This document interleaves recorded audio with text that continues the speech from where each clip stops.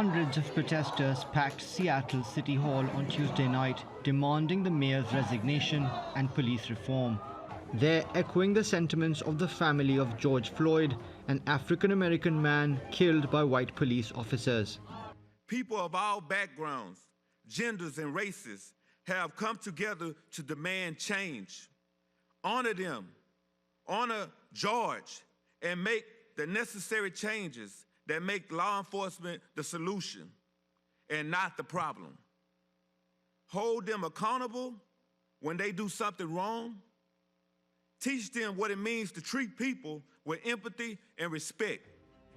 In similar demonstrations in other cities, people are calling on governments to divert money spent on policing to social programs for minorities and underprivileged Americans.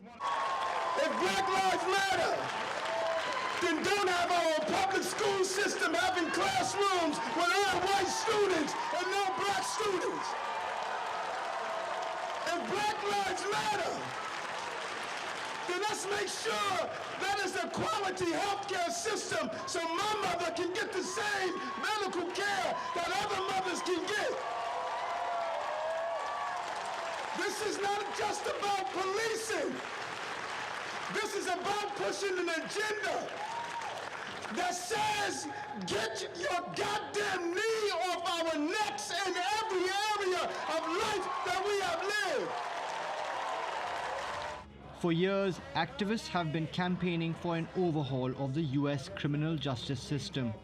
The country spends around $100 billion on law enforcement annually, with some cities using up to 60% of their budgets on policing.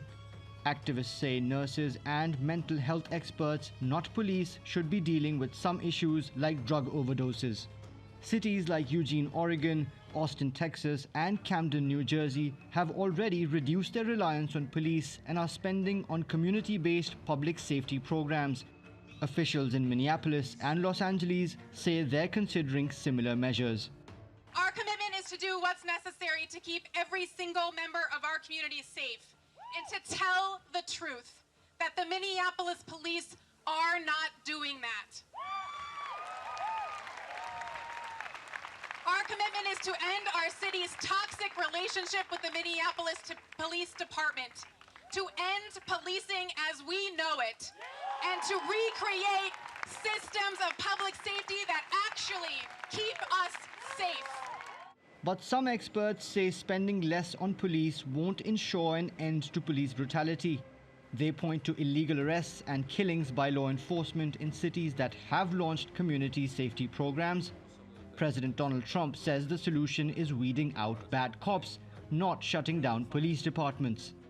There won't be defunding, there won't be dismantling of our police, and there's not going to be any disbanding of our police. Our police have been letting us live in peace, and we want to make sure we don't have any bad actors in there. And sometimes you'll see some horrible things like we witnessed recently, but 99, I say 99.9, but let's go with 99% of them are great, great people, and they've done jobs that are record-setting.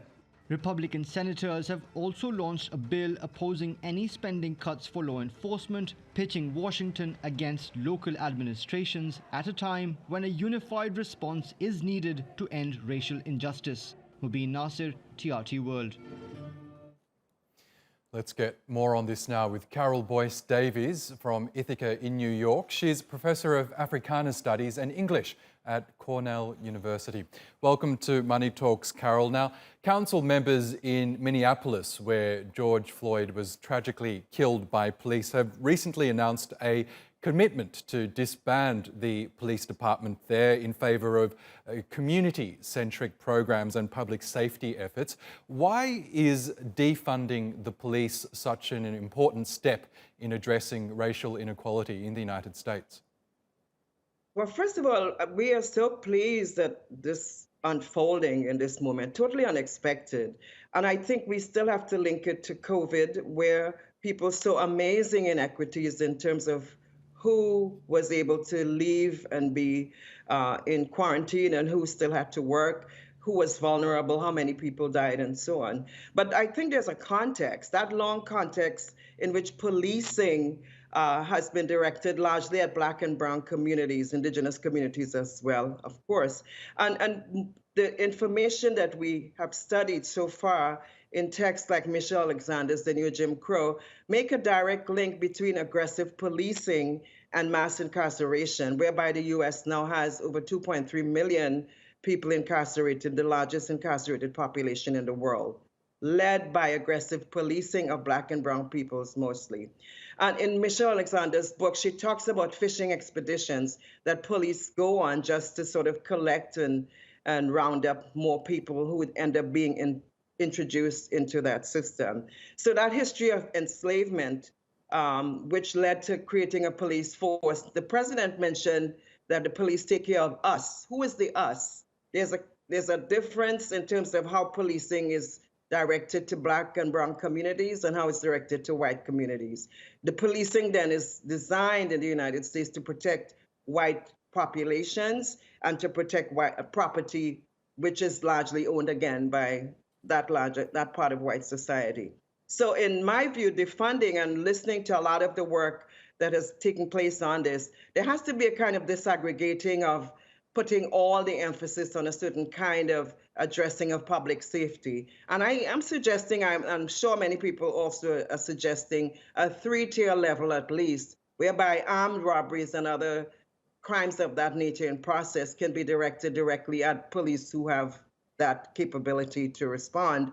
But then there should be something else separate that handles domestic violence or domestic issues, domestic abuses, whereby they can come in and de-escalate and work to really help ameliorate situations as opposed to making them even escalating is the word, making them worse. And then something to do with mental health, because there are people sometimes who police are called for mental health reasons, and then they end up getting killed. Okay. Which, of course, the people who called them didn't plan on that. Carole, could I just jump in and ask you, the idea of radically scaling back police budgets has long been dismissed by politicians in the United States. They argue that it would lead to an increase in crime. It's something that many residents might also fear. Is that a danger that by defunding the police that the crime rate might rise? Not at all, because I don't think people want there to be no system at all that manages public safety, but rather a system that really protects and serves, which is the motto that police uses, right? Everywhere in the world, that's what they use. And I think we have to be really clear that what happens in the United States, because of the United States position as sort of world superpower, leader of the free world, so-called, and so on, that the people around the world copy some of these models. So we have to be very careful about what is created in the United States. So defunding is not simply just taking away money from them, but maybe putting the money elsewhere where it can really do that work of protecting and serving the populations who are meant to be protected and served. Yeah, sure is an interesting idea that seems to be gaining traction across the US. Carole Boyce-Davies from Cornell University, thank you so much again for joining us on the program.